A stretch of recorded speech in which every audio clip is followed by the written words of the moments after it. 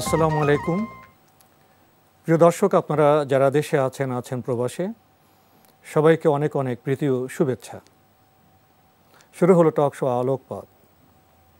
আমাদের আজকের বিষয় নামাজে মনোসংযোগের উপায়। আলোচনায় অংশগ্রহণ করছেন বিশিষ্ট আলেম মাওলানা আনোয়ার হোসেন মোল্লা, প্রিন্সিপাল উত্তরবাড্ডা কামিল মাদ্রাসা। আসসালামু আলাইকুম ওয়া রাহমাতুল্লাহি ওয়া বারাকাতুহু। আলোচনায় আরও অংশগ্রহণ করছেন বিশিষ্ট চিন্তাবিদ প্রফেসর ডক্টর হাফেজ এবিএম হিজবুল্লাহ, ইসলামী বিশ্ববিদ্যালয়, কুষ্টিয়া।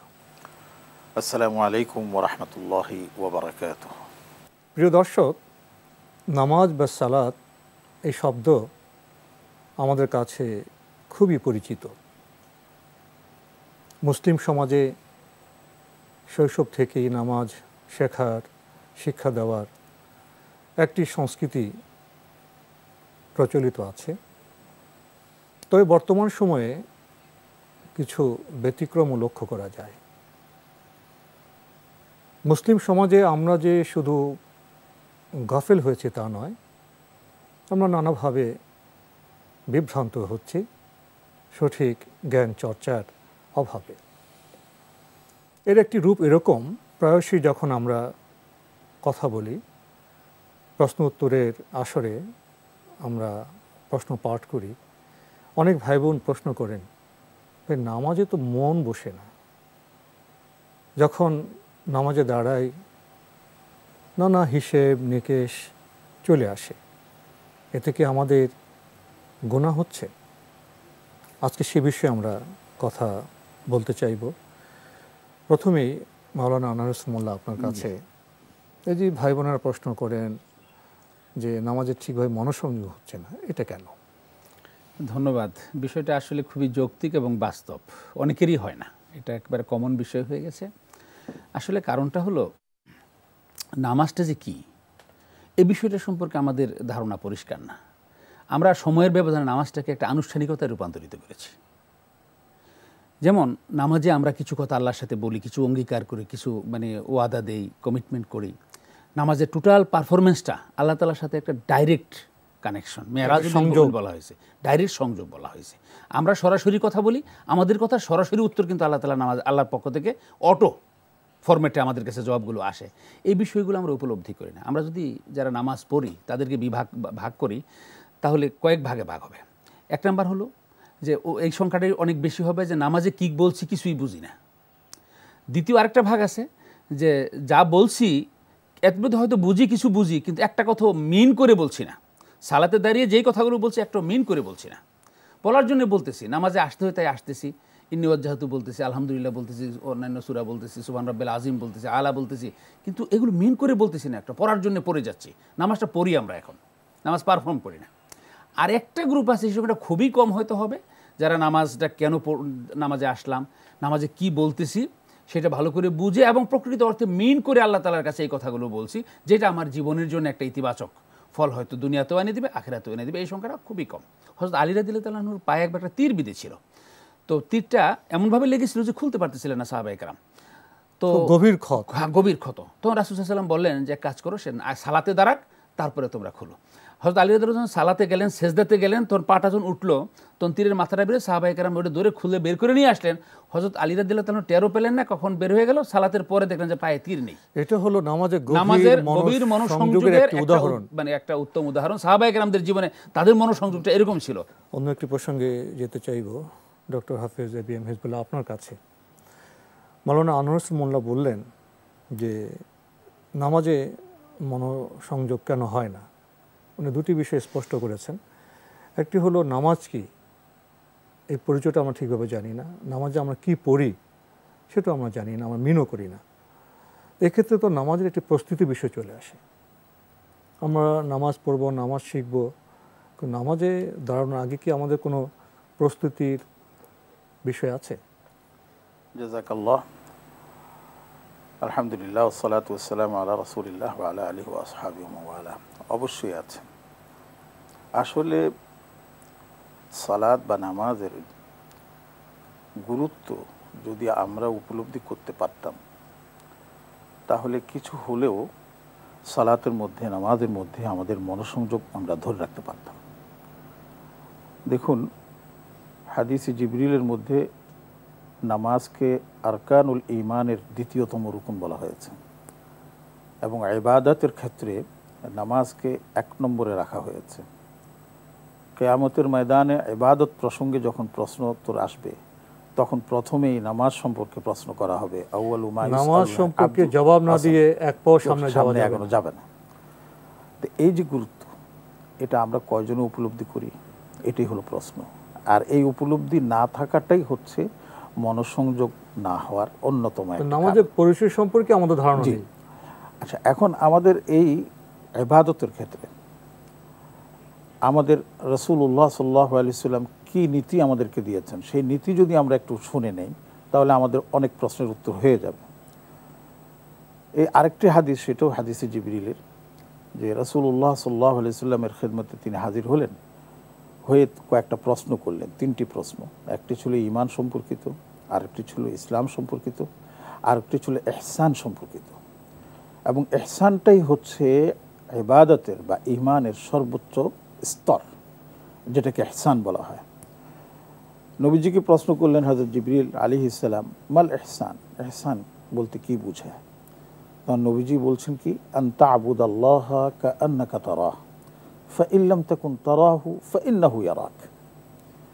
যে দেখো, তুমি যখন ইবাদত করবে তখন এমনভাবে ইবাদতটা করো যে তুমি মনে হয় যেন সরাসরি আল্লাহকে দেখতে পাচ্ছ। আর যদি সেই স্তর, সেই মাকাম পর্যন্ত তুমি পৌঁছাতে না পারো, তাহলে অন্তত এতটুকু তো তোমার অনুভূতি থাকবে যে আমি তো দেখছি না আল্লাহ, কিন্তু আল্লাহ তো আমাকে দেখছে। বিশ্বাস করুন, যদি আমরা এই ধ্যান, এই জ্ঞান, এই মন নিয়ে যদি আমরা জামাতে দাঁড়াই, আমরা নামাজে দাঁড়াই, তাহলে ইনশাআল্লাহ কখনই আমার মনোসংযোগ অন্যদিকে যাবে না। আপনার বক্তব্য থেকে কয়েকটি বিষয় স্পষ্ট হয়েছে। প্রথমত, নামাজের আগে আমার মানসিক প্রস্তুতি নিতে হবে। অবশ্যই আমাকে তাহারাত বা পবিত্রতা হাসিল করতে হবে, এবং নামাজে আমি কি পড়ছি সে বিষয়ে জানতে হবে। আমি আল্লাহর সামনে দাঁড়িয়ে সেজদায় কি বলছি, রুকুতে কি বলছি, সূরা ফাতিহাতে আমি কি বলছি, এগুলো যদি আমি জানি, যে মর্ম উপলব্ধি করি, তাহলে আমার অন্তরে তো একাগ্রতার সৃষ্টি হবে। জি, এটা আমি বলছি, ওই যে আনোয়ার হোসেন মোল্লা ভাই বলেছেন এটা, যে দেখেন ডাইরেক্ট আল্লাহর পক্ষ থেকেও কিন্তু জবাব আসে।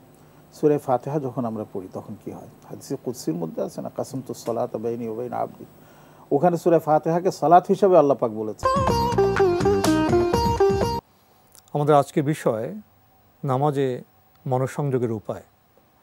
বিরতির আগে ডক্টর হাফিজ হিজবুল্লাহ চমৎকার করে বললেন নামাজ সংযোগের উপায় সম্পর্কে, করণীয় সম্পর্কে, প্রস্তুতি সম্পর্কে। তো মোটামুটিভাবে আমাদের এই পর্যন্ত আলোচনায় বিষয়টি এসছে যে নামাজের ক্ষেত্রে আমাদের প্রস্তুতির দুর্বলতা থাকে। নামাজে কি পড়ছি সেক্ষেত্রে জানাজানির অভাব রয়েছে, এবং নামাজের ইবাদতের যে মর্যাদা, তার যে প্রস্তুতি, এখানে আমাদের গ্যাপ রয়ে গেছে। তো আমরা যে নামাজে মনোসংযোগ করতে চাই, প্রকৃত অর্থে আমার নামাজ তার মর্যাদায় অধিষ্ঠিত থেকে পড়তে চাই, তাহলে আমাদের করণীয় কী? নামাজের ব্যাপারে আল্লাহ রাব্বুল আলামিন কি বলেছেন? কাদ আফলাহাল মুমিনুন আল্লাযীনা হুম ফি সলাতিহিম খাশিউন। নিজের মধ্যে প্রথম সেই খুশু খুদু ভাবটা আনতে হবে।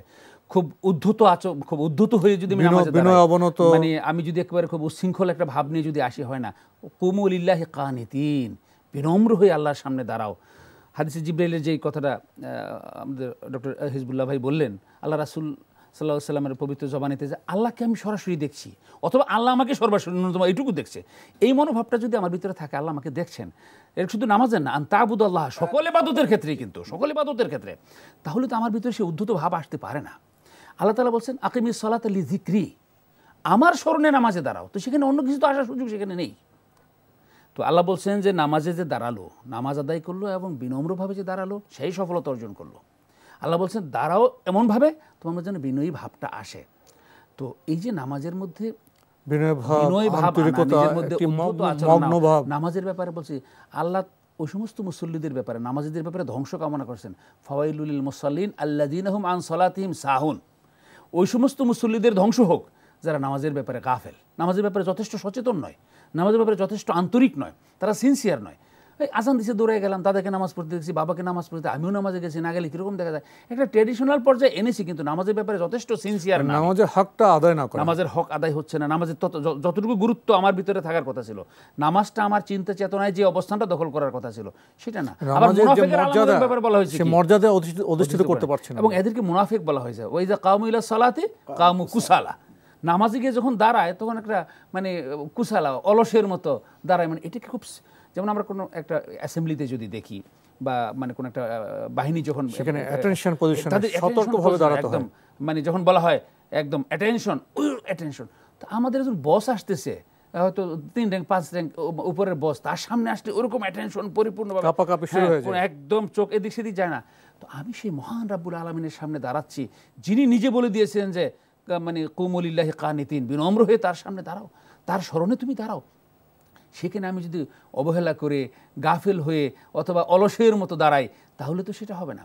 এই জন্যে কোরআন এবং সুন্নাহ যেভাবে বলছে, আল্লাহ রাসূল পুরা 24 ঘন্টা নামাজ পড়ে আল্লাহ রাসূল সাহাবীদেরকে বলেছেন, আমি এখন থেকে যেভাবে শুরু করতেছি এইভাবে তোরা ফলো করতে যাও।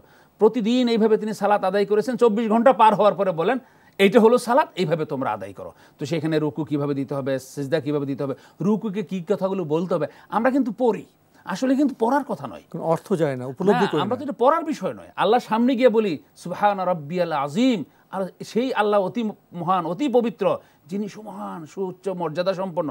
আলহামদুলিল্লাহ সূরা ফাতিহাতে কি কথাগুলো বলি, কি কমিটমেন্টটা করে আসি, ইয়াকা না'বুদু ওয়া ইয়াকা এখানে নাস্তাঈন, ওয়াদা করছি যে ইয়াকা না'বুদু ওয়া ইয়াকা নাস্তাঈন, যে একমাত্র তোমারই ইবাদত করছি, অর্থাৎ তোমার হুকুমের বাইরে আমি যাচ্ছি না, তোমারই সাহায্য তোমার প্রার্থনা কাছেই করছি। সাহায্য চাচ্ছি। আল্লাহ তাআলা কিন্তু বলছেন যে এই কথাটা যদি ঠিক, এরপরে যখন আমি আবার বলি যে ইহদিনাস সিরাতাল মুস্তাকিম, এবার তুমি আমাকে সঠিক পথ দেখাও, এটার উত্তর আল্লাহ সূরা ইয়াসিন আবার দিয়ে রাখছেন, ওয়া আনি ইবুদুনি হাযা সিরাতুম মুস্তাকিম, তুমি একটু আগে যে বললে একমাত্র আমারই ইবাদত করো, এটার মধ্যে তুমি অটল থাকো, এটাই তো সিরাতে মুস্তাকিম।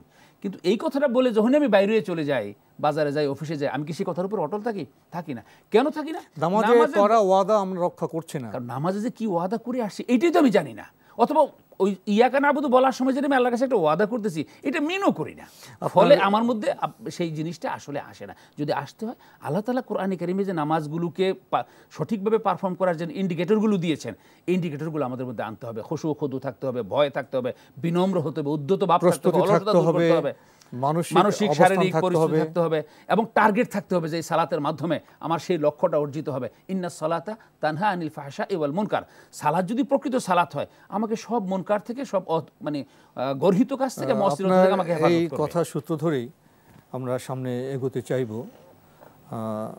মাওলানা আনোয়ার হোসেন মোল্লা তার কথা শেষ প্রান্তে বলেছেন, নামাজ মুসলমানদের অন্যায় এবং অশ্লীল কাজ থেকে দূরে রাখবে।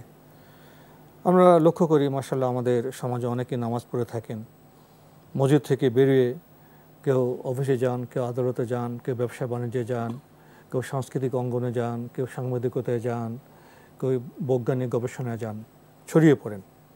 এবং ইসলামে তো এই কথা বলা আছে, আল্লাহ তো বলেছেন তোমরা নামাজ পড়ে রিজিক অন্বেষণে বেরিয়ে যাও।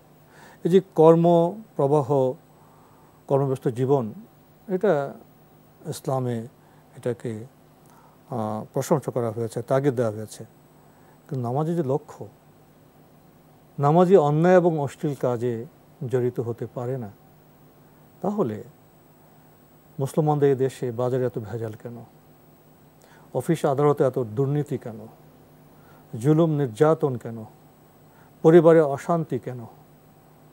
পরিবারের শিশু সন্তানরা কোরআন শিখতে পারে না, পড়তে পারছে না কেন? এই প্রশ্নের জবাবে আমরা নামাজিরা কি বলবো? চমৎকার একটি বিষয় আপনি তুলে নিয়ে আসছেন সামাজিকভাবে, এবং যেটা বাস্তবতার সাথে অনেক মানে ঘনিষ্ঠভাবে জড়িত। এই সকল প্রশ্নের উত্তর আমি একটা ঘটনা দিয়ে দেওয়ার চেষ্টা করি। রাসূলুল্লাহ সাল্লাল্লাহু আলাইহি ওয়াসাল্লামের নিকট কেউ এসে বলল, ইয়া রাসূলুল্লাহ, অমুক ব্যক্তি চুরি করে, আবার সাথে সাথে নামাজও পড়ে। তখন নবীজি সাল্লাল্লাহু আলাইহি ওয়াসাল্লাম বললেন, সে যদি সত্যিকারভাবে সালাত আদায় করে, নামাজ পড়ে থাকে, তাহলে অবশ্যই সে চুরি থেকে বিরত হয়ে যাবে। এই কথাটি ওই সাহাবীর নিকট পৌঁছালো যে নবীজি তোমার সম্পর্কে এই কমেন্ট করেছেন। বলছেন, নবীজি বলেছেন যে নামাজ পড়লে আমি চুরি ছেড়ে দিতে পারবো, নামাজ আমাকে চুরি থেকে বিরত রাখবে। যাও, আমি আজ থেকে প্রতিজ্ঞা করলাম আর কখনো চুরি করব না।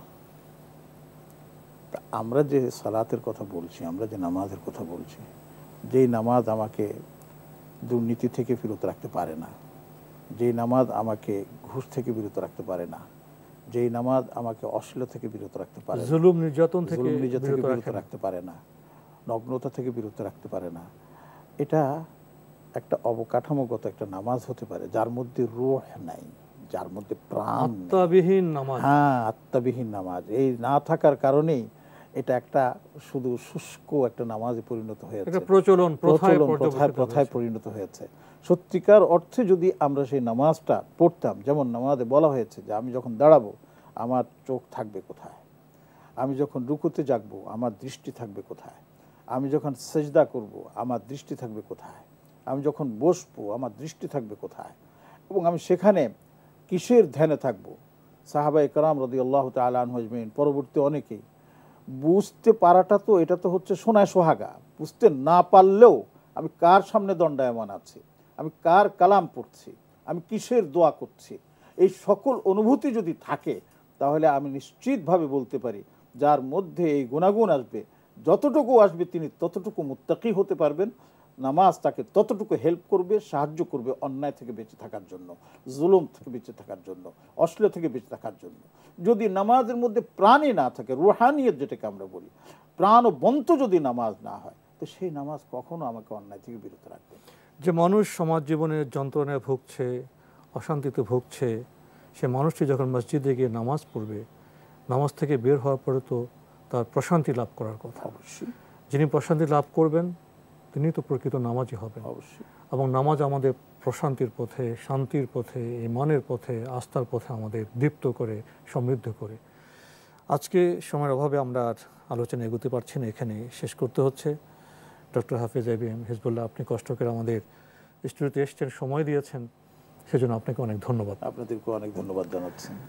মাওলানা আনোয়ার হোসেন মোল্লা, আপনিও কষ্ট করে আমাদের স্টুডিওতে এসেছেন, সময় দিয়েছেন এবং এই গুরুত্বপূর্ণ বিষয়ে কথা বলেছেন, সেজন্য আপনাকে অনেক ধন্যবাদ। আপনাকে ধন্যবাদ, দর্শকবৃন্দকেও ধন্যবাদ। প্রিয় দর্শক, আলোকপাত অনুষ্ঠানে আমাদের আজকের বিষয় ছিল নামাজে মনোসংযোগের উপায়। সংক্ষিপ্ত সময়ে বিজ্ঞ আলোচকবৃন্দের কাছ থেকে এ বিষয়ে আমরা খুবই গুরুত্বপূর্ণ কিছু কথা শুনেছি। আমরা জেনেছি নামাজের আত্মা আছে। নামাজ জীবন্ত, প্রাণবন্ত হতে পারে তখনই যখন আমরা নামাজের জন্য সঠিক প্রস্তুতি নেব, নামাজের জন্য সঠিক সময় নির্ধারণ করব, আমরা যখন নামাজে কি পড়ছি সেই বিষয়গুলো জানব। আমরা তো নামাজে বলছি ইয়াকা না'বুদু ওয়া ইয়াকা নাস্তাঈন, হে আল্লাহ, আমরা কেবল তোমারই ইবাদত করি, আমরা তোমার কাছে সাহায্য প্রার্থনা করি। এই যে অঙ্গীকার, আমাদের ব্যক্তি জীবনে, সামাজিক জীবনে আমরা কতটা রক্ষা করছি। নামাজ তো আমাদের অশ্লীল এবং অন্যায় কাজ থেকে দূরে রাখার কথা, এক্ষেত্রে আমরা কেন সফল হচ্ছি না? এখানে আত্মসমালোচনার বিষয় আছে, সচেতনতার বিষয় আছে, আছে সিদ্ধান্ত গ্রহণের প্রয়োজন। আসুন আমরা নামাজকে জানি এবং সঠিকভাবে নামাজ আদায় করার চেষ্টা করি, তাহলে নামাজ কথা বলবে, আমাদের জীবন এবং সমাজ সুন্দর হবে। প্রিয় দর্শক, আপনারা আমাদের এই অনুষ্ঠানটি এনটিভি অনলাইনেও দেখতে পারবেন। ভিজিট করুন www.ntvbd.com। প্রিয় দর্শক, আপনারা সবাই নিরাপদে থাকুন, থাকুন শান্তিতে। আসসালামু আলাইকুম।